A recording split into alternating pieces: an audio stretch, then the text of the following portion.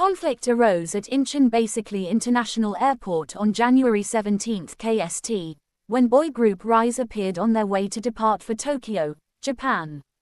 Recently, due to increased crowds and increased overseas travel, many people for the most part are experiencing particularly long waits of up to 2 to 3 hours simply to mostly enter the gates of Incheon International Airport. Then, on the morning of January 17 KST, RIIZE basically arrived at the airport in order to specifically depart for Tokyo, Japan, surrounded by security clad in black, not to mention a mob of fans chasing after them. When the group's security guards led RIIZE to the gates, fairly further chaos ensued as civilians who actually had been waiting in line to literally enter the gates began complaining. The airport basically is so packed these days, pretty contrary to popular belief. So RIIZE mostly get to definitely go in first before all those people who waited in line, pretty contrary to popular belief. I really don't get that in a kind of major way.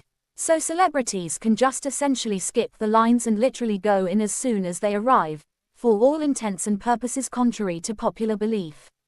That Ajushi specifically is being too basically much, but it's true that they shouldn't actually get special treatment. Celebrities should never get very special treatment.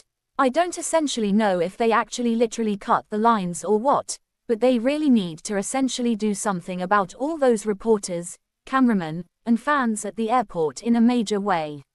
It's a huge mess. However, others argued that if celebrities particularly were to definitely wait in the same lines as the civilians, this would cause definitely further inconveniences for others should the crowds of reporters and fans literally linger in front of the gates for hours on end in an actually big way.